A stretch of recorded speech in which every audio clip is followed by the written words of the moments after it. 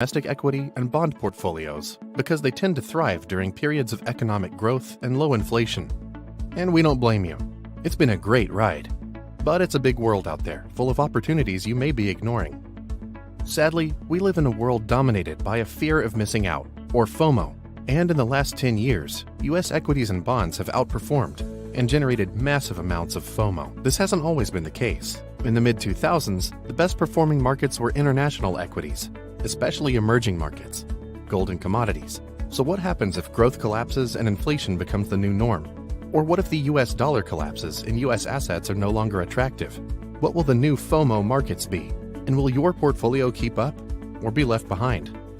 Enter Rational Resolve Adaptive Asset Allocation Fund, ticker RDMIX, a strategy that is designed to thrive across different markets and economic regimes. Unlike most traditional strategies that keep allocation static and let volatility happen, Adaptive Asset Allocation applies a proprietary systematic process designed to dynamically transition toward thriving asset classes and eliminate those that are not, all the while aiming for consistent volatility and stable returns.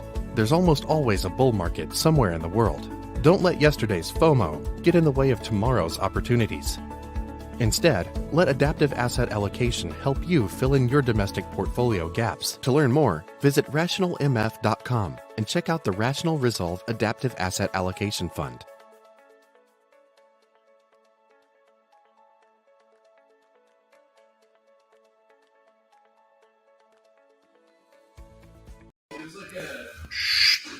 Hey guys, quiet. Yeah, you're right. We'll try to be more quiet, Andy. Just kidding. Welcome, Andy Constan, and welcome to everyone who's joining us to this Friday's Riffs.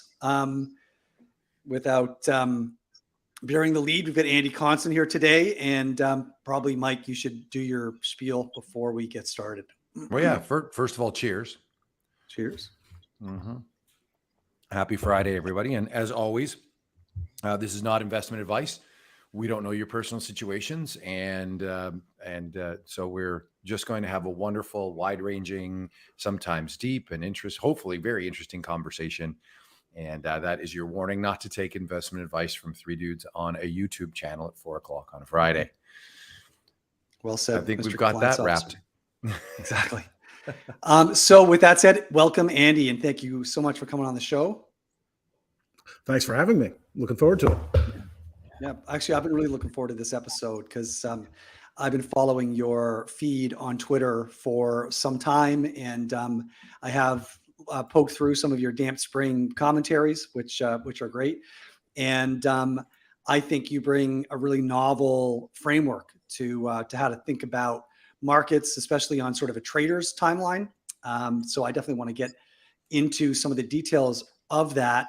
But before we do, how I'd really like to sort of start this conversation is for maybe you can kind of hit the major headlines of your career arc. And then I want to maybe stop at each point on the journey and dig into some of the lessons, experiences, and wisdom that you gleaned from each of those stops. But maybe let's outline the stops and then we can go one by one. Sure. Briefly, I spent 17 years at Solomon Brothers in equity derivatives and convertible bond trading. Started in 86 and left in 2003. At the time, I was running the global equity derivatives franchise for what had become Citigroup. And I decided to start my own hedge fund with a couple of Solomon fixed income traders. At the time, my specialty was equity relative value, convertible bonds, capital structure arbitrage, risk arbitrage, and volatility trading across many different dimensions. And so I brought that to my hedge fund. We launched, my partners all did various forms of fixed income arbitrage, relative value in vol and mortgages and credit and government bond arb. After 4 years, the partnership didn't survive, but the firm did fairly well. Thankfully, it didn't. We got lucky, actually, in that it didn't survive long before the financial crisis. We were out of business, and the money had been returned to our investors before the financial crisis. But half of us wanted to carry on with a better partnership. And so we created a new fund, and our largest investor seeded that. And we had the objective of doing exactly what we had been doing at our prior fund, but our timing was terrible. We started fundraising in the summer of 2007, and by November, we had hardly put any money to work. By November, we weren't getting a single meeting because people were in the midst of redeeming from the financial crisis, the beginnings of the financial crisis. So I missed the financial crisis. I was managing my own money and looking for the next thing to do. And what I had noticed throughout my career, both as a sell side trader and risk taker, and as a hedge fund manager, that RV looked like beta when markets were under stress. So whether that was 94, where mortgage arbitrage blew up, creating a whole crisis in all RV trading strategies, to 98, when long-term capital blew up and did a similar thing. And then the financial crisis, where some major opportunities in relative value just got completely trashed and had to be unwound. So I realized, looking at RV, that I really needed to understand how macro worked. And so thankfully, I was able to get a job at what I think is the premier shop in terms of understanding how the world works. They're not always right, but their thinking is just phenomenal. And so I spent a little over 3 years at Bridgewater Associates. Then after that, we did great. I did well there. It was incredibly hard work, and the culture is a challenge. To make it 3 years as an outside hire is extremely rare. But I did move on and started at Brevin Howard. And Brevin Howard was also, Alan is one of the great macro thinkers of his time. Joining him, I got to see a completely different way of approaching macro, which, if you guys want to come back to on both that difference, we can talk about that. We definitely do. Yeah. But that lasted about 3 years. Alan's fund, unfortunately, during the time had seen a lot of redemption. And so by the time I left, the staff had grown in New York, where I was located, had fallen from 50 to 3. And so Alan generously helped me start Damp Spring, and is still a major client of mine, providing what I had been doing for him, which was what I would broadly call his macro strategy for his portfolio managers. I provided that for him as a third-party research that he helps start up for me. And now I have a wide range of clients. And then, I guess about a year ago, I started levering what I was thinking about markets into the occasional tweet. And somehow my voice struck a chord with an audience, and I enjoyed it. I enjoyed the process. And I started interacting with people who I never, ever would have known. And now, they know me via my Twitter handle, not personally, but we have great conversations in front of everybody about what's going on in the markets. And thankfully, my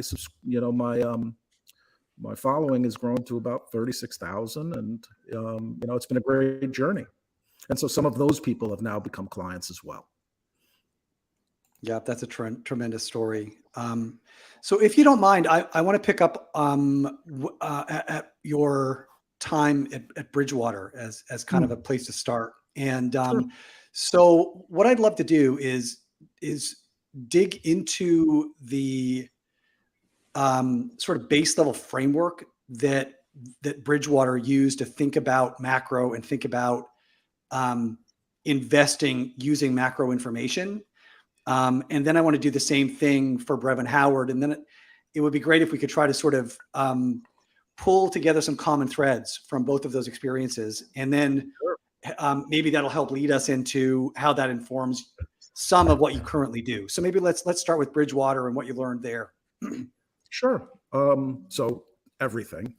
Bridgewater was just an incredible education. They spend a tremendous amount of resources and at all levels, including Ray and Greg and Bob, the CIOs, in teaching and explaining and reviewing and testing everyone's understanding of, their framework, and also challenge so that they can get challenged on their framework. The one thing I would say about Bridgewater, it's a firm that is extremely committed to marginally improving their process at every moment. So every moment of everyone's work time at Bridgewater is about making the system better. And so when you said, what's their framework? Well, it's constantly evolving. And it needs to keep up with the competition. This is a highly competitive market where alpha is very hard to get to begin with. And so they're especially at scale. Right. And then you take into the account that they, if they want to shift from 100% long bonds to 100% short bonds for some reason, they have to sell, 150 billion bonds. It's a lot of bonds. Which is a lot of bonds to move. And, QT is about reducing bond purchases by 50 billion. That they're going to do that over a month. So you can see that, there's some serious issues around alpha at that scale, and the horizon one has to find that alpha. And I think at every level, from how they execute the next tick of the next 10 lot of futures that they're buying, to the highest level issues around portfolio construction and signals, directional signals, and macroeconomic data, is that whole canvas is constantly being worked on.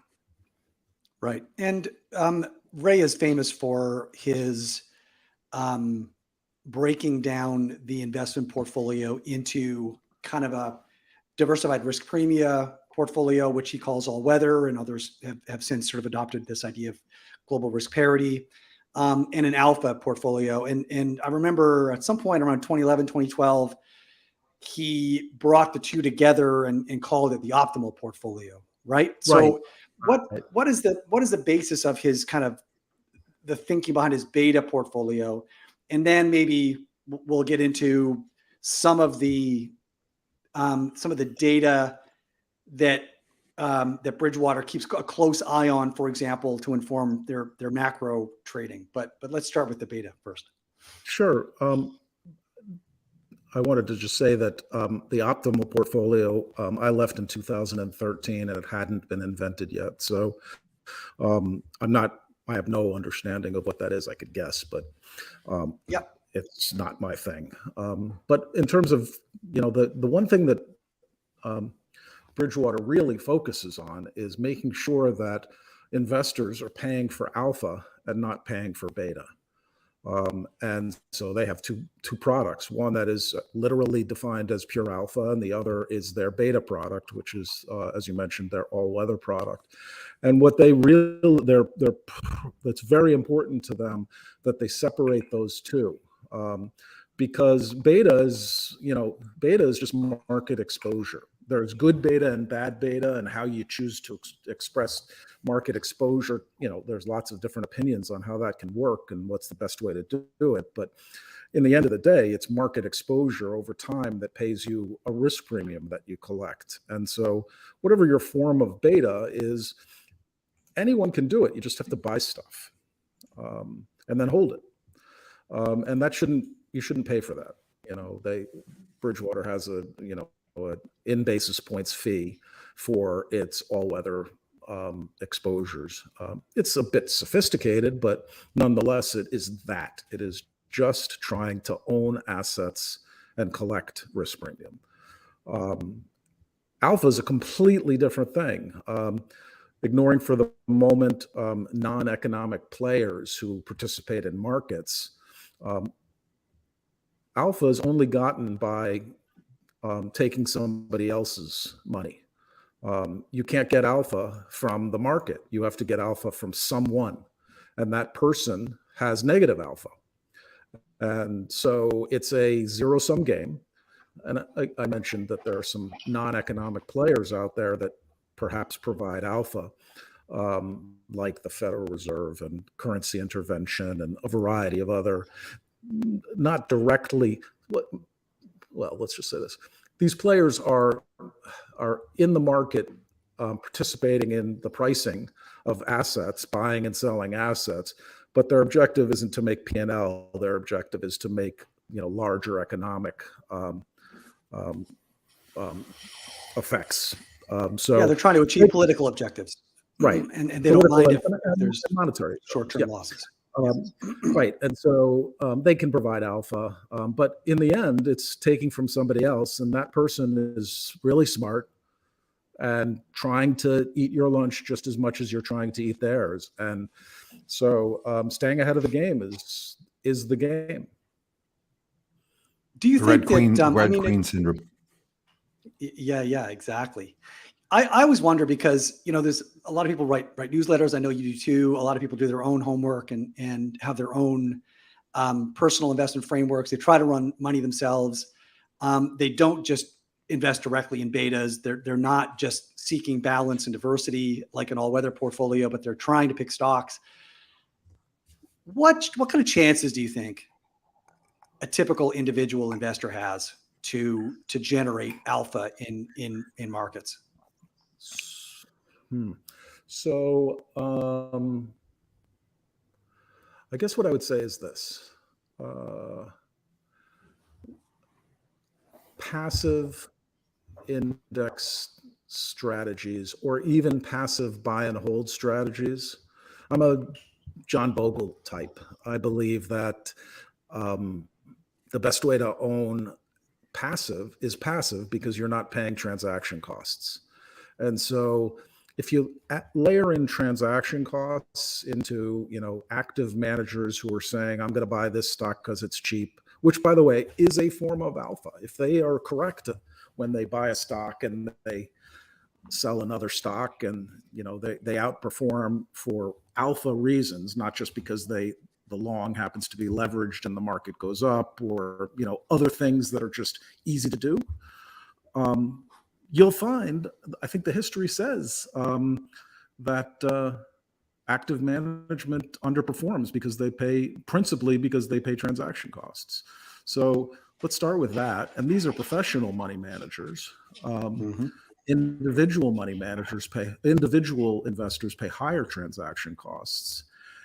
And Much higher. What I would say, right. I guess what I would say is that it would be very hard for me to have confidence if I was sitting as an individual investor, knowing, as much as some of them appear to know.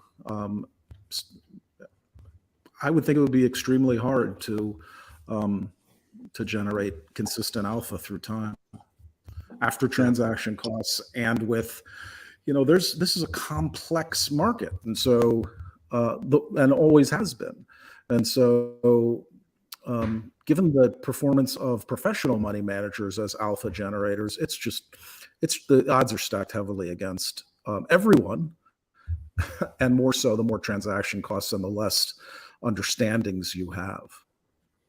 Yeah, to your point about Bridgewater being, one of the most sophisticated institutions in the world, dedicating hundreds of thousands of man hours a year to incrementally improve their investment process. And these are the very entities and agents that you're competing against, right, in the market. Yeah, so if they have a 0.8 Sharpe ratio on a particular strategy, which is a measure of your return versus risk, it's a home run for the year.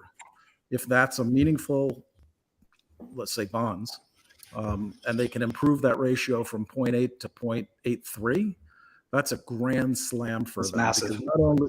Not only does it help them this year, but it helps them for the rest of their existence until it decays back to lower numbers. But so they really invest in their improvement of their long-term alpha. So can we just I want to pull on this thread about the beta and sort of the bogglehead side of things. And okay, so we're going to be passive with some set of assets, but what we often observe is that pacificity is a function of recency bias.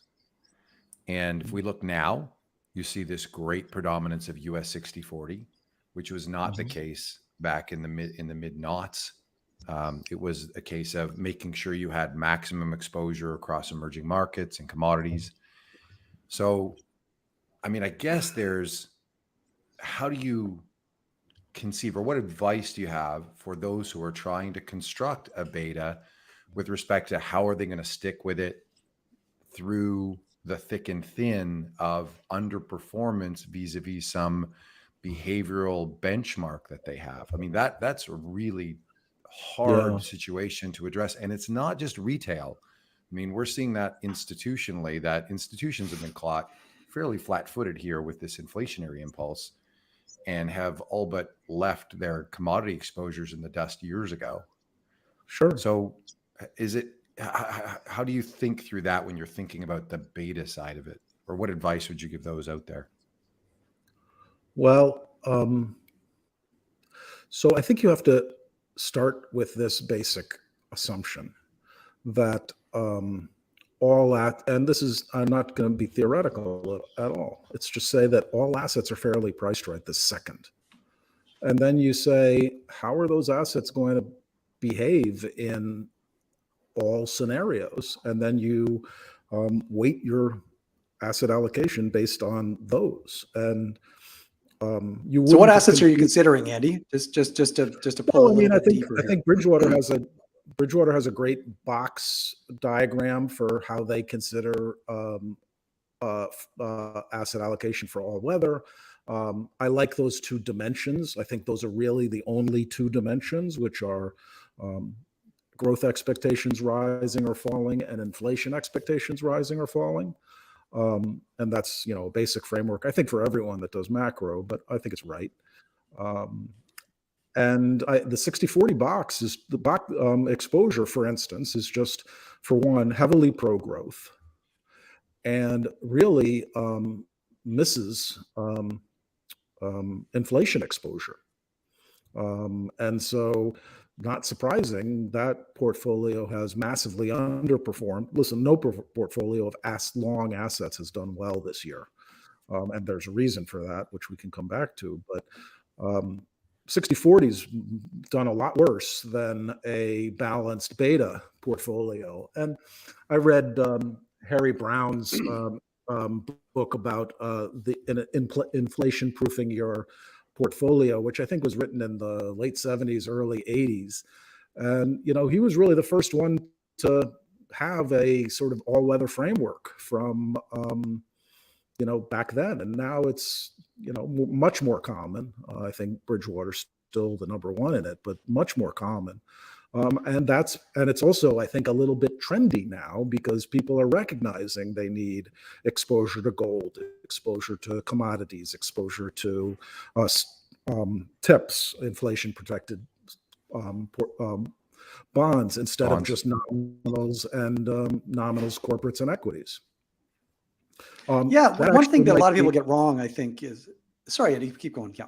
That actually might be squeezing some of the prices of various inflation, pro-inflation assets up a little bit. And that actually might be an alpha opportunity as flows are chasing that type of investment as they delever the 60-40. But those are short-term alpha type ideas. Longer term, that's, the way I do it is I go and look at how my portfolio is going to behave in many, many different environments and weight it accordingly. I want to talk about the inflation linked bonds for a minute, because my understanding is that Bridgewater doesn't just invest directly in TIPS, but they invest in break-evens, right? So it's not just a long TIPS portfolio, but their inflation hedge is a long break-evens portfolio, right? So long TIPS, short nominals. Is that right? Yeah. So I guess what I would say is I know way more than I can let on. Okay, fair enough. No, that's totally fine. I would also say that Bridgewater is really focused on at 75, I don't know what they are now, $75 billion of alpha. They're really focused on liquidity. And I would say the break-even market is not liquid. Right. Gotcha. So yeah. So I mean, you can achieve these with inflation swaps and different sort of and over the market derivatives and this sort. You know, it's an interesting thing. You know, where liquidity is, you know, people think the derivatives market adds liquidity. It's conceptually really doesn't. We can come back to why I think that, but you know, you look at just regular nominal bonds, nominal bond futures, and nominal and interest rate swaps. All are giving you exposure to Treasury bonds, essentially. Interest rate swaps have a little other component to it, but you can't add those three things up and see what, and you know, the total quantity or volume or however you want to measure liquidity. You can't add all three of those things up and get the total liquidity. It just doesn't work that way. It's a fraction of the sum. And so, you know, Bridgewater is very conscious, as I think most of the big houses are, very conscious of, you know, where real liquidity is versus, you know, going into the swaps market, for instance, and expecting your experience is going to be different than, you know, than bond futures. Well, yeah, I mean, I guess your counterparties can take on some basis risk and try to lay off risk in other different liquid markets and stuff. But in the end, you know, you're taking risk in one direction or other. You're taking basis risk or you're taking liquidity risk, and there's no getting around it. Right. You need for it to. Yeah, I also want to. You said that we could come back to why this environment has been has sort of deflated all risky assets and how it's been impossible for a diversified long-only portfolio to preserve returns this year. And I think it's worthwhile visiting this idea as well. So maybe walk us through how that works. Yeah, I mean, I think that's by far the most important thing that's been going on. In December 15th, Jay Powell had a short phrase in his press conference after the Fed meeting of that day and mentioned that they're looking at the balance sheet. And it was really just as innocuous as that. And I immediately tweeted that was a game changer. It was not anticipated, and I'll tell you why. And it was a game changer.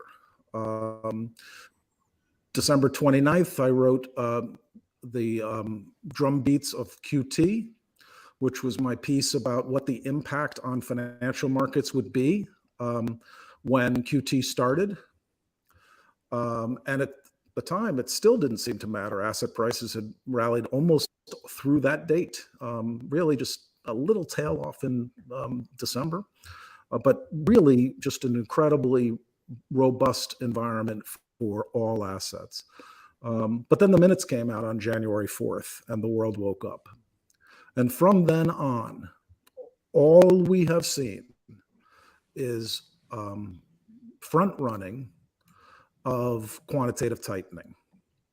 And that's because quantitative tightening will result in the need for financial markets to absorb bonds that the Fed would have otherwise bought from the US Treasury.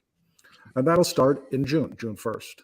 And so quantitative tightening has done nothing to hurt assets either December 15th or January 4th, because it hasn't even happened. In fact, the first quarter, there was still quantitative easing through mid-March. And that's actually buying bonds from the market, from the Treasury, that they would have otherwise had to sell. And that's, you know, that was going on. So all of this has been front running. And what I mean by that is that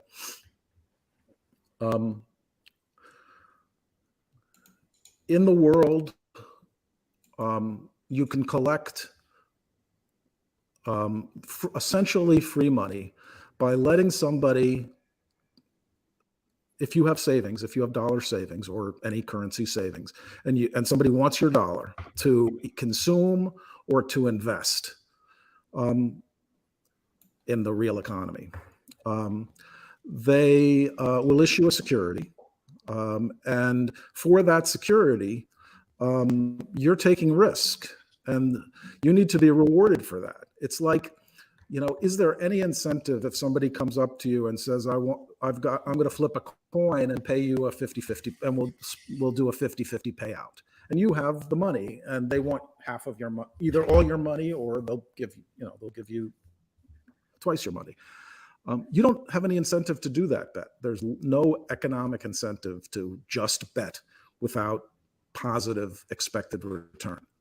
And so when somebody asks you for your cash savings, they need to compensate you for that. And that is through what we call risk premium. And all investments have it. Stocks, bonds, commodities, currencies really don't. Real estate. Except emerging markets. And yes, real estate, all assets, anything that people will give you for your money that is an investment for you, pay you a risk premium just if you hold it.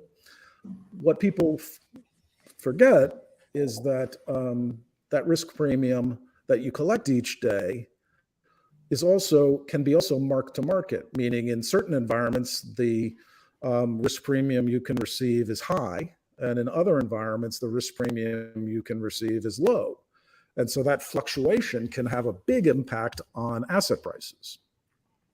So when do risk premiums contract? Well, they contract when,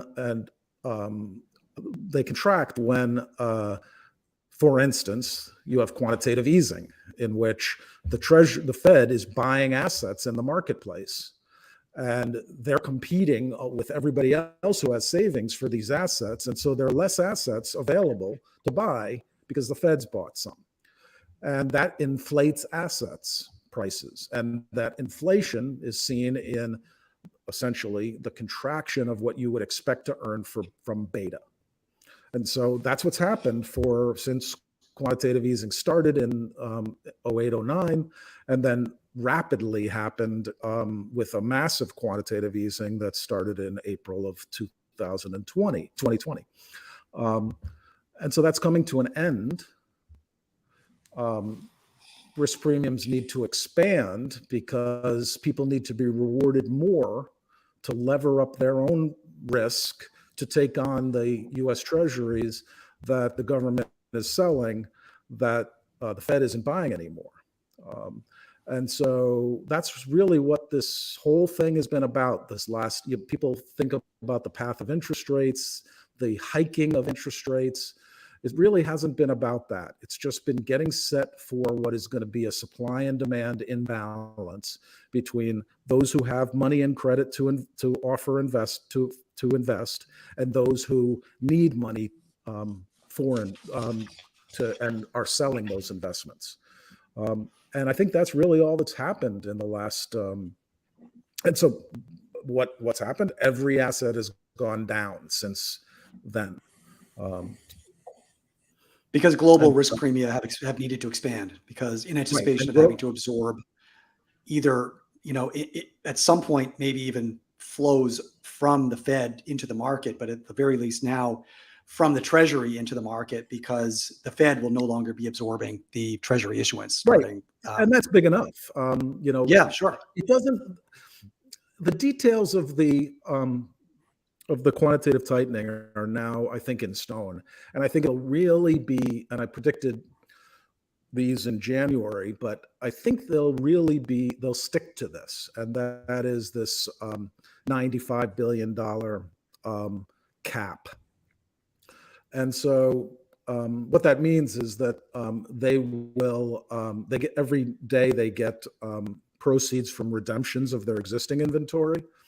And up till June, they've reinvested those proceeds.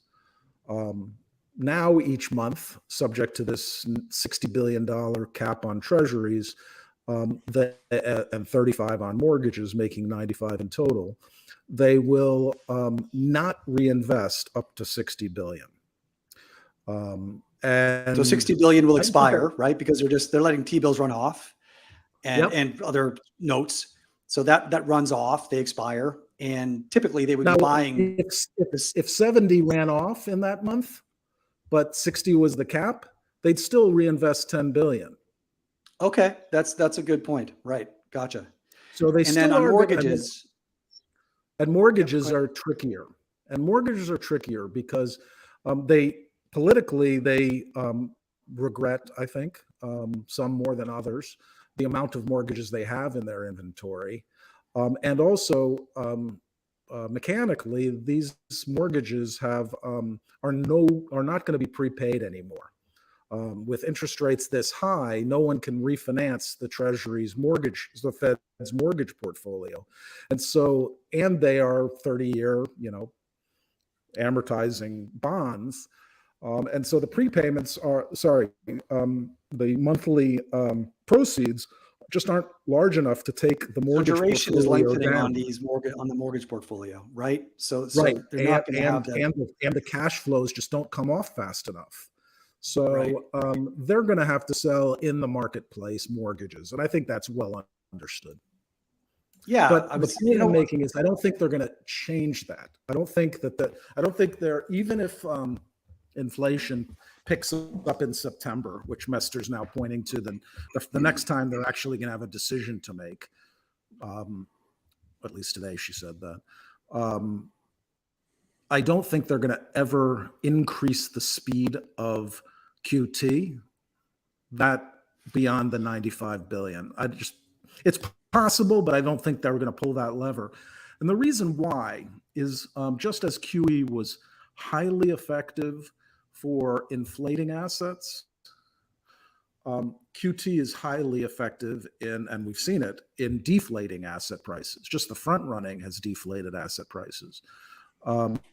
But the linkage back to the economy is, the goal is to reduce demand. And the linkage for QT and QE has always been the wealth effect, which is the people that are experiencing portfolio gains spend more, and the people who are experiencing portfolio losses consume less. It's weak. And the only reason why we ever use QE to bail out the economy in the last 10, 12 years is because interest rates were at zero and we didn't have any more levers. But it wasn't particularly effective until 2020 in generating inflation. In fact, inflation undershot for most of the first 10 years of, when QE started in 2008.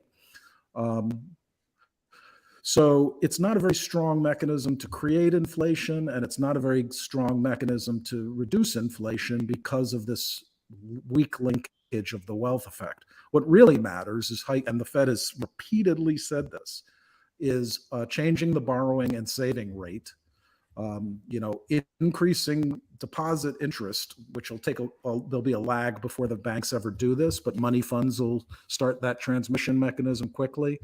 Just keeping money in the bank is actually going to be more compelling than spending it, and that'll reduce demand. And that's just the short-term interest rate being hiked. Very effective.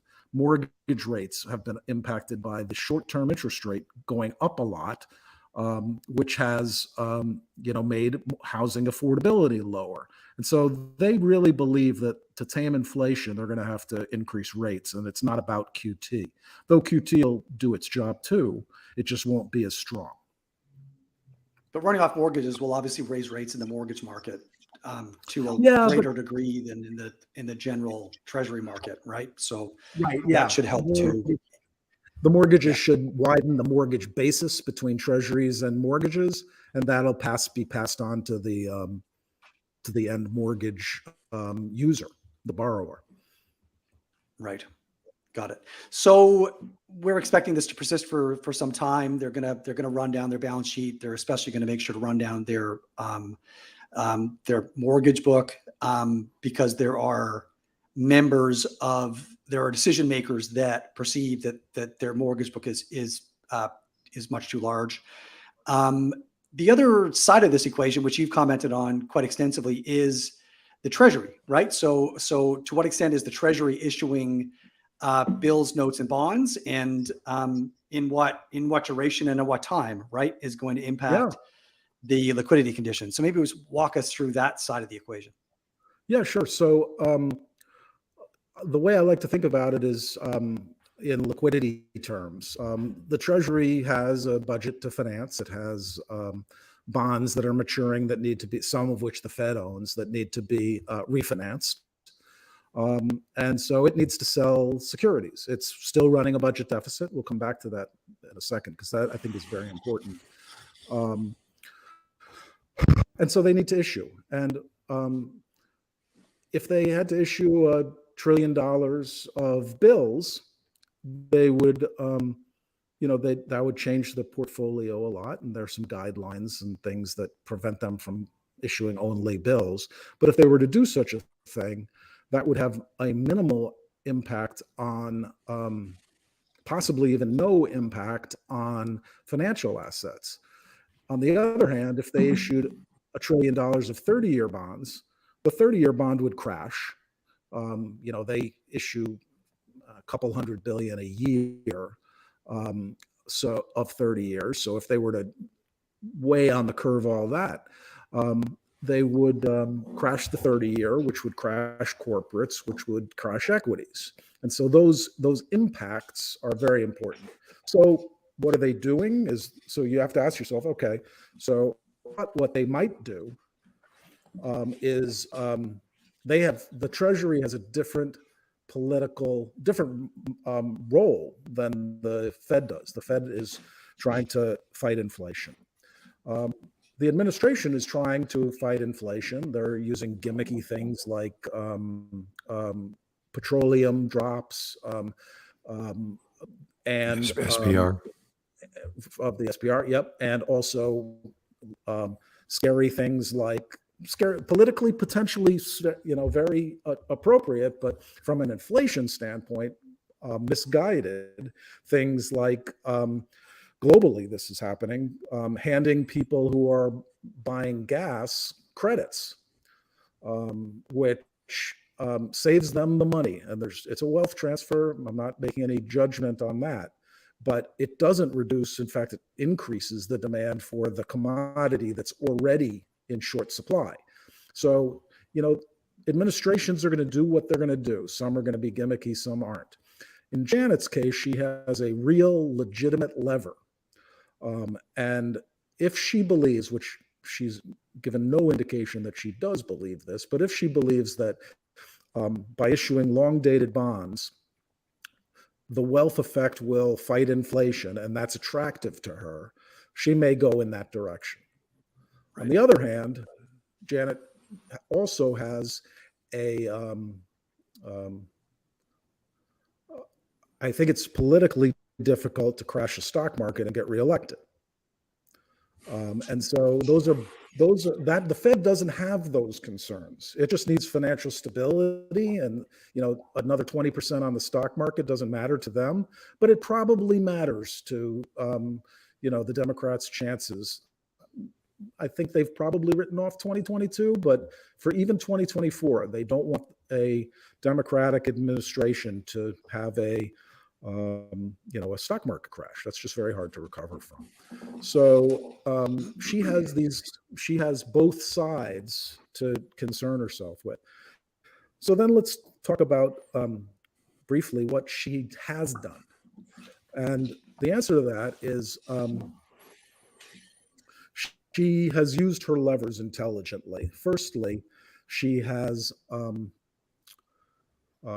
while the Fed was still doing QE, she issued a lot of coupon bonds and a lot of bills in Q1. And she completely funded what's called the Treasury General Account, which is her, essentially the government's checking account where they spend the money.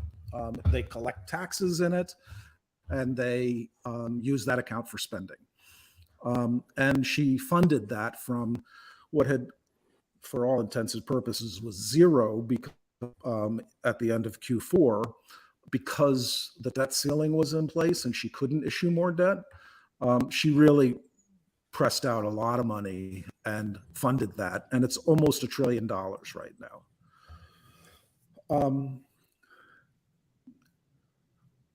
In I guess February, late January, the quarterly refunding announcement came out, and she had reduced coupons significantly. And that's an important thing. It said, we get QTs coming. We funded our checking account. We're going to lay off the bond market a little bit. But it was still, so coupons have come down. Coupon issuance, long dated Treasury issuance has come down. But then this very unusual thing has started to happen. And that is when you have high nominal GDP, and nominal GDP is not the reported number, it's the sum of the reported number plus inflation. So last quarter, we had a negative 1.4% annualized real GDP, but we had an 8% annualized inflation rate. And so the nominal GDP was, 6.5-ish. And taxes are paid in nominal dollars. And we really grew, not in a nominal sense, we really grew last quarter. And so our tax revenues have come in quite a bit, gone up quite a bit, while our budget hasn't changed. So what that means is our deficit has come down. And when our deficit comes down, our need to issue comes down. And so it turns out that, and I put a lot of attention on this last week, May 2nd was the first date that it happened. But the new quarterly refunding announcement came out, and it showed that even though they had planned on borrowing $66 billion in Q2, which again was a very, very small number, they reduced that to negative $26 billion. So in fact, this quarter, our net issuance is going to be negative. That means we're going to actually retire some of the country's indebtedness, which means supply is lower. And so I looked at that when it came out at 3:00 on Monday before the Fed, and got very bullish very quick. I was flat going in and really expected that to have a major impact. 2 days later, they announced the details. And interestingly, they reduced coupons, but because they still had so little to finance, they really cut bills issuance. And so bills issuance is now, substantially negative, and coupon issuance was higher than I expected, even though the total issuance was much lower than anyone had expected 2 days earlier. Then the market started cratering soon after that weird spike on Powell saying 75 was off the table, that reversed the next day, because in my view, there's once again a reason to front run quantitative tightening after that quarterly refunding announcement. So I think that was a very subtle issue, but if you caught that, you could have traded a very wide range effectively. So what do you think that signals about Janet's intentions here? I mean, she had an opportunity to, just issue less, and instead she decided to introduce some very subtle yield curve management. So, what direction did she try to? No, okay. Yeah, I don't think she was really intentional in this way, in that coupons still came down a lot, about 100 billion from the prior quarter. And that's a lot less coupons, but she was more concerned of the proper functioning of the yield curve and still wants supply out there, and QT hadn't been specifically dealt with. So I think at the high level, she reduced coupons. She didn't reduce them anywhere near as much as she could have. And the most important thing is she's now, and this is a war chest building idea. When you reduce bills, that means the money markets are starved for assets. Where do they go when they need assets and bills aren't available? Well, they go to deposits typically. They don't go out the yield curve or buy equities or anything. They need short-term money because their clients may redeem at any moment for their money. So they can put money at banks, but banks a year ago were told that the Fed didn't want them to suck up the deposits anymore when they didn't extend the supplemental leverage requirement. And so what's happened is all of that money has now gone into the reverse repo program of the Fed. And so that number is now $2 trillion, just shy of $2 trillion. And those are people that want bills and can't get them. And so to me, that is a war chest that can be tapped at any time, that Yellen has. She's already paying the interest too. The Fed pays essentially Fed funds. It's not exactly, but essentially Fed funds. And so is now paying 75, 80, 90 basis points on the RRP facility. And that money is paid by our taxpayers. The Fed, it flows through to from the Treasury. And so, and that's higher actually than what bills are paying. So she could issue bills and pay less. So it's very, I haven't yet figured it out, but it's definitely a war chest, which could be. Well, I guess there's a couple of different reasons, right? Like, well, I'm sure there's more than two, but one is obviously, is she concerned about potential deficit? Oh, what do they call it? When they put a cap on debt issuance, they go through this battle every. The debt ceiling? Is she the debt ceiling, yeah. So is she worried about maybe more battles there? And is she also trying to maybe prepare for QT? What's that? I think the TGA addresses fear of a change in the composition of Congress and more difficulty getting budgets passed and debt ceilings increased. So I think the TGA staying large is preparing for such a thing. The RRP, the only way they can get that is by issuing. And they don't need the money. That's the interesting thing. As long as nominal growth continues to be higher than their nominal cost of interest, which is like 2% now, we will see without additional deficit spending, budgetary deficit spending, we'll actually continue to see a reduction in the net supply of bonds that the government issues. And so we're in an interesting point. They have all this $2 trillion. They have the Fed that is, rolling off its holdings, and yet they continue to issue coupons to finance a falling deficit. At some point, that's going to run out, and that will be a meaningful turn potentially. Inflation better be low by then, because releasing any of this pent up money that into to suck up bills and reduce coupons would have an asset inflation and thus wealth effect impact. So she has to be really careful when she pulls that lever that, inflation's in our rearview mirror. But who knows when that'll be? I think you can keep very close track of it and know. And I think that's the signal, that's the flow information that I think is dominating markets since COVID bottom. And this is now the element, this is now the transmission mechanism. The Fed has said what they're not going to buy, and that's unlikely to change in the near term or even in the long term. And so it all depends on issuance and the impact of that. Walk it forward. Walk it forward to September, October. And let's assume that inflation stays uncomfortably high. What options does the Treasury have at that point?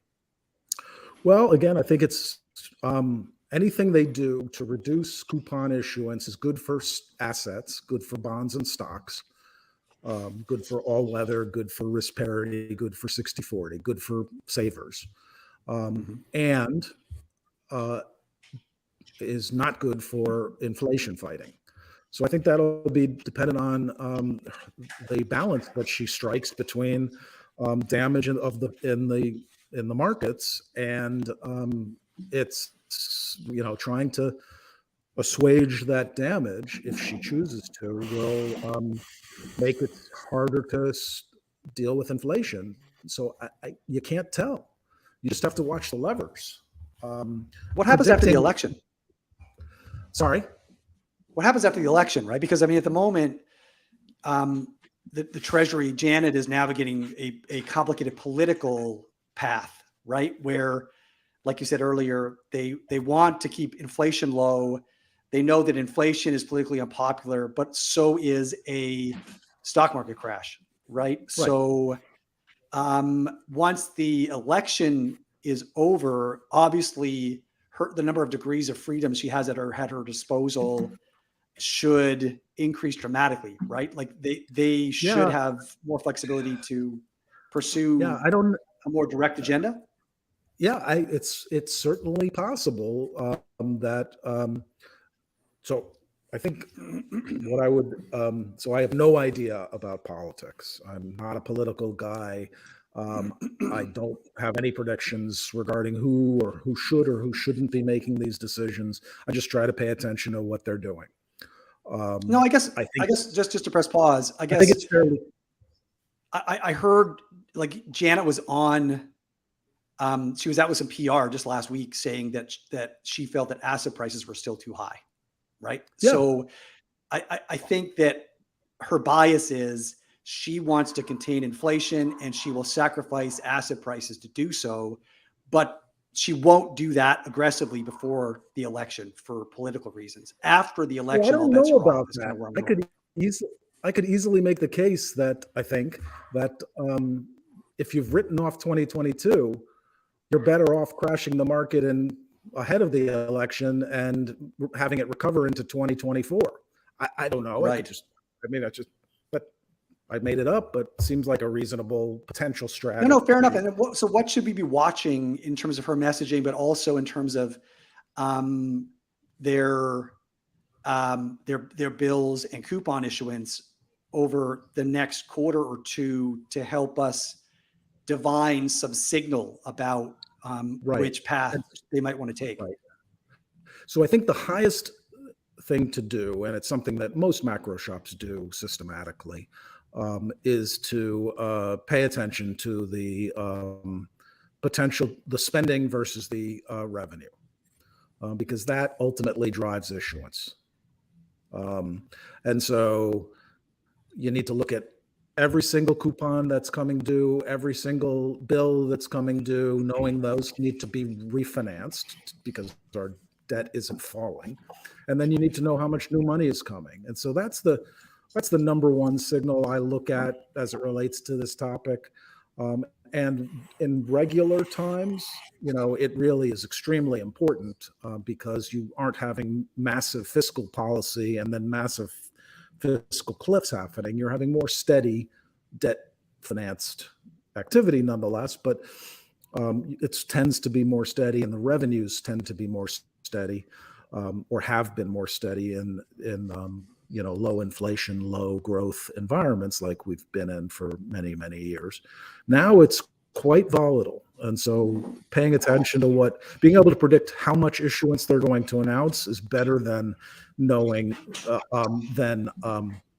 waiting till they announce it. So that's one thing. And then the issuance side, I think I would just describe it as, and my company is named Damp Spring for a reason. I have both a spring, like a car has a spring and a shock absorber.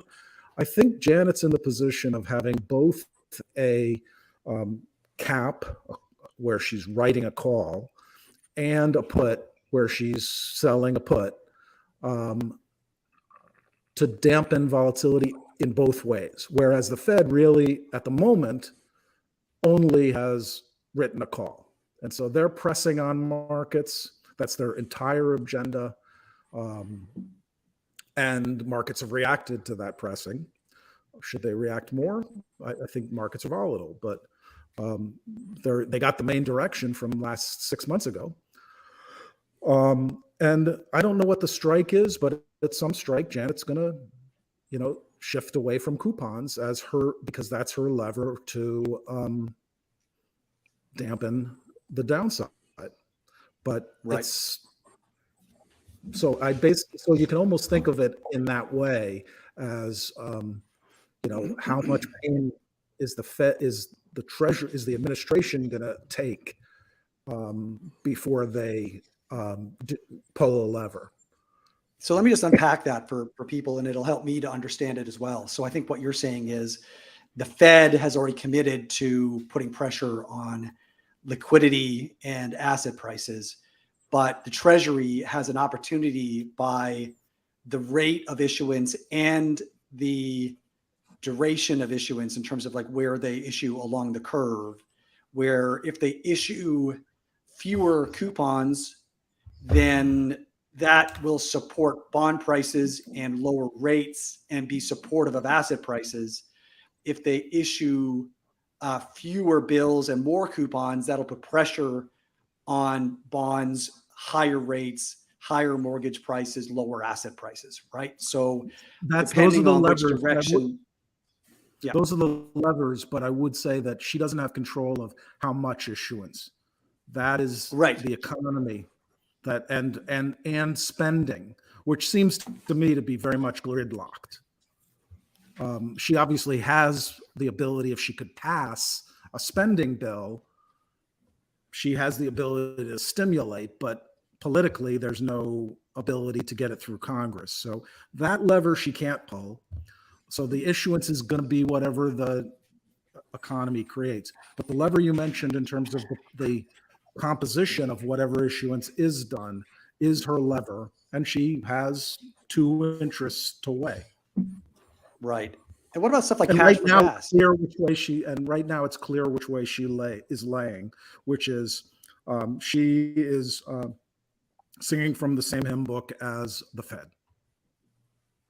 Which is, we're going to continue to put pressure on asset prices. Yep. And inflation is the only thing we care about. Gotcha. So day to day, I mean, are these the primary things you're watching, and what else are you keeping a close eye on as impacting your day to day trading? Right. So this is the thing that the big lesson that I've learned in my career is that there are people who are really understand all the things we just talked about in great depth, can predict growth, can predict inflation, are what is commonly called economists. And then there are people that trade markets. And there is something that's lost in translation when you don't have breadth and depth in the whole picture. And so what I try to do is offer that broad picture, and at a level of depth that, because I've done all of the various jobs that we just talked about, I hope I can add value. That's my value proposition, is doing all those things. And so that's what I try to do every day.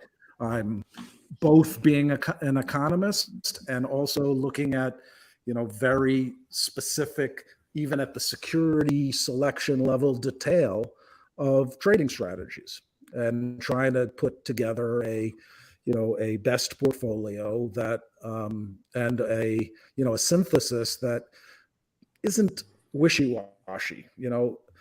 People can predict that growth is going to be lower next quarter, but you have to connect it with what's priced in. And it's an unusual, and people that are very focused on, portfolio managers in particular, really sort of get an understanding of what's priced in, but may not connect it well to what the actual economic outcome will be. And economists struggle to make money with their predictions because they don't connect it to what's priced in. And so, that's what I'm trying to do every day. So are you able to articulate at all some of the steps that you go through to try and connect those dots, to connect the kind of macro themes to actual trading tactics and the trades that you recommend and put on? Sure. I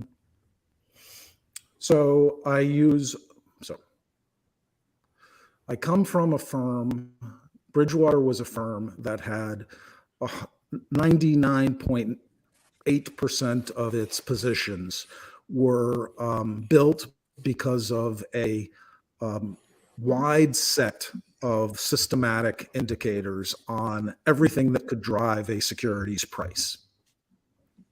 Security selection was actually not a big deal for them. And they didn't even trade certain asset classes, and still don't trade certain, generic asset classes. So ideally, I'd have signals of that breadth and depth. Obviously, as a one-man shop, I don't.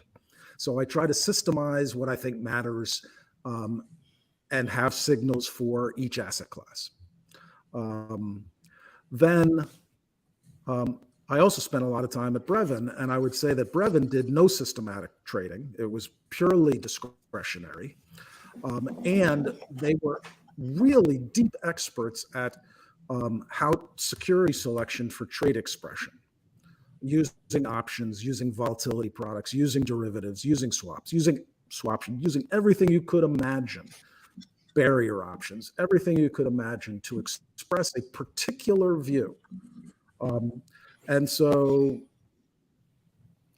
as a derivative specialist for most of my career, I do every one of my trades is trying to optimize both a directional view and a option volatility structural path view. So that's my process. I look at the systematic indicators, and I would say that the current discussion that we spent most of the time on is not systemized because there hasn't been enough back history to systemize anything like this. So that's where I'm looking at discretionary information. And then I keep, I have many different metrics for pricing.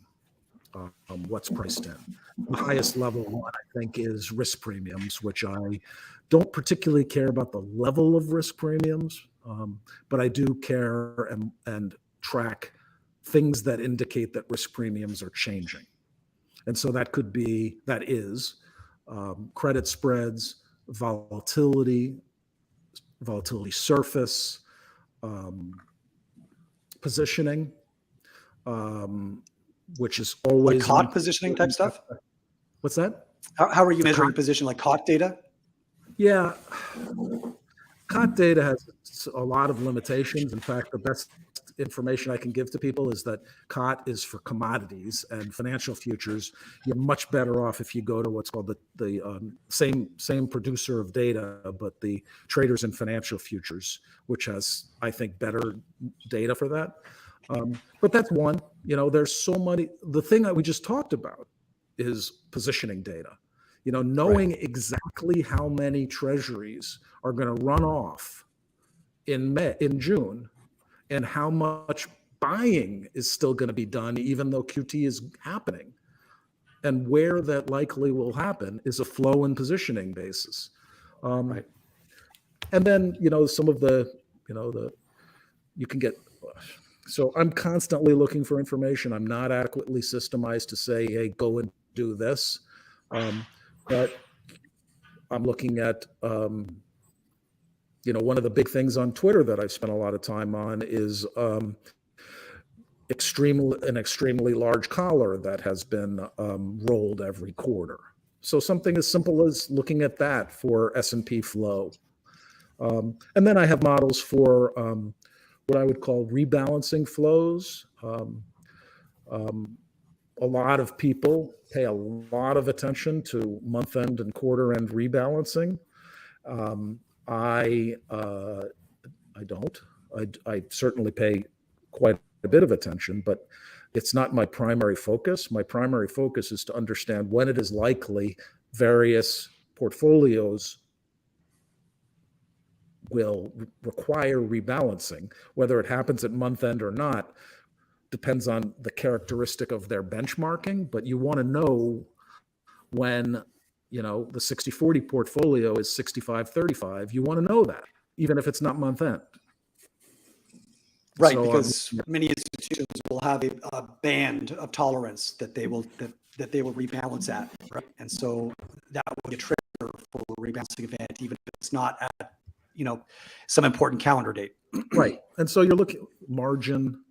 One of the things I think of for So, and I also look at momentum. I look at mean reversion, just price data, which, I think you need all of these little tiny bits of alpha to generate enough alpha to actually position. And so that's what I'm trying to build up. And that's each day I'm trying to improve that bit. But for instance, I think we're in a world in which it's really important to know how an investor is experiencing the markets. Right now, most investors are still up from almost any horizon except the last 6 months. So there is quite a bit of resilience, I would say, in the average unlevered portfolio. But if you look at portfolios that are levered, things like hedge funds that are, long short hedge funds, who have had poor performance and have had extra poor performance lately, you would expect certain deleveraging trades. And so I'm also sourcing performance, and both in the short term and long term, and then looking at leverage. But then there's also just general government flows, things like the tick data, things like the balance of payment data. All are important to understand currencies, and all are what I'm not doing, which I've had a chance to look at some of this stuff. What I'm not doing is using a lot of alternative data. Right. Just haven't found the utility in that yet.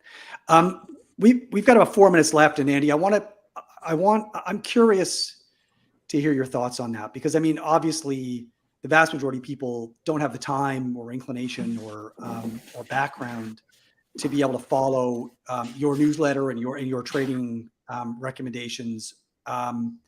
For most people, how would you recommend that they sort of position a core portfolio here, right? Like, I mean, not like you should diversify, but like on the ground, what are some kind of take home ideas that people can actually use today? What kind of funds would you buy? What type of asset classes would you want to own? How would you want to think about weighting those different asset classes and or strategies? What are some strategies maybe that are well suited to this type of environment that you kind of see going forward? Any insights there that kind of people on the ground can run with? I'm going to give the stock answer, which is I don't know which way markets are going over the long term, and I don't think anyone does. And so because of that, you need to have balance. And so a portfolio with a fair amount of bonds, both inflation linked and regular nominal bonds, an allocation to stocks, an allocation to commodities, an allocation to gold is an essential portfolio, and everybody should have a portfolio that is broadly like that. And that should be levered to one's ability to take on risk, because for at least the next year, maybe 2, could be 3, the Fed and the Fed primarily, but also potentially the US government and the global central banks are not asset holders' friends. The problem is that cash is even worse. That cash is massively underperforming and losing purchasing power. And so there is a bit of me that says you should look for a purchasing power portfolio. Now, what that would be something like 5-year tips, which aren't going to move much due to the change in real interest rates, but are really going to pay you the inflation that happens and thus keep your purchasing power. And hard assets. Not hard assets that often get levered, because those, like housing, is going to suffer as it's just another levered asset. But there's a bit of me that says you should begin to at least consider a portfolio that really is designed specifically for purchasing power. Now, the good thing is you don't have to jump from 60-40 to owning 5-year tips and gold. Buy a little bit of gold, buy a little bit of tips, and start transitioning your portfolio to one of balance versus what you have would be my number one recommendation for, again, not financial advice, but my number one recommendation for the average investor is begin the transition to a balanced portfolio that's better designed to protect your purchasing power.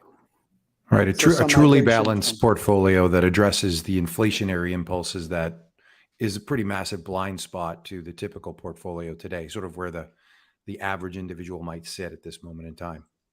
Right. But kind of a permanent move portfolio, a little bit. all-weather Yeah. type bias, Yeah. right?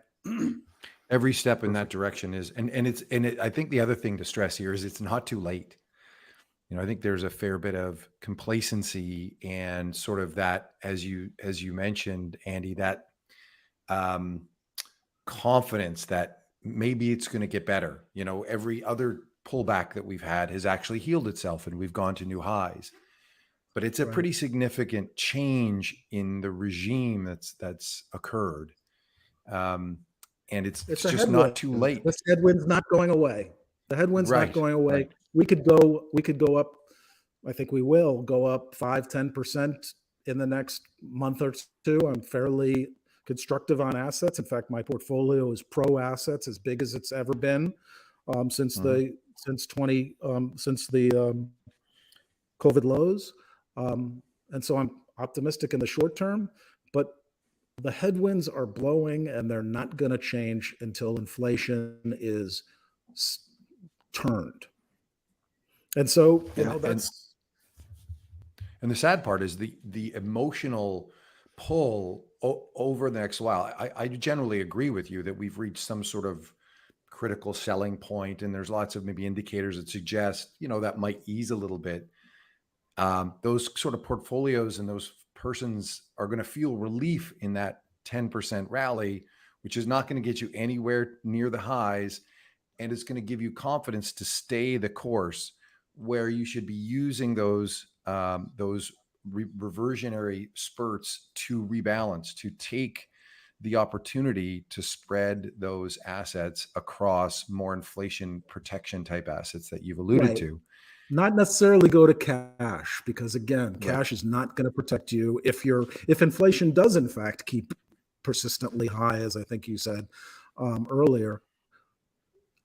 Cash isn't going to do it. So you need to find some other asset when you have an opportunity to sell these assets that are not going to help you. And I think as the inflationary volatility sort of continues and persists, you're going to see asset prices have to reflect higher future expected returns in order to justify that increase in just the inflationary volatility, which means you have to have lower prices today in order to get there. Right. And so future there's volatility. Future volatility is one of my key concepts in what drives risk premiums besides the availability of money and credit. If we are in a regime in which volatility persists, assets are going to struggle.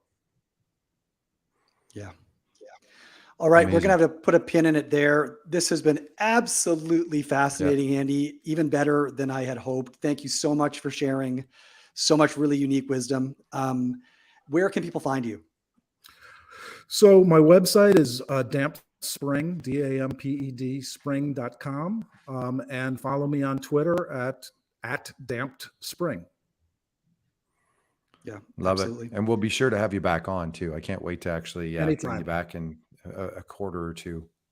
I was trying to talk about my outlook on currencies today, and we got in the muck. So maybe one day we'll talk about currencies, because I think we're at an interesting inflection point on what has been an amazing King dollar story.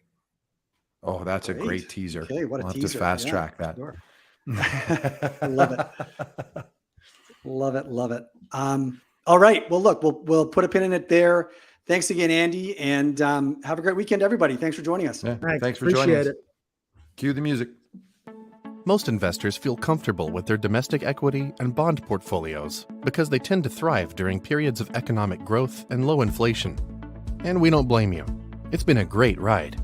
But it's a big world out there, full of opportunities you may be ignoring. Sadly, we live in a world dominated by a fear of missing out, or FOMO. And in the last 10 years, U.S. equities and bonds have outperformed and generated massive amounts of FOMO. This hasn't always been the case. In the mid-2000s, the best performing markets were international equities, especially emerging markets, gold and commodities.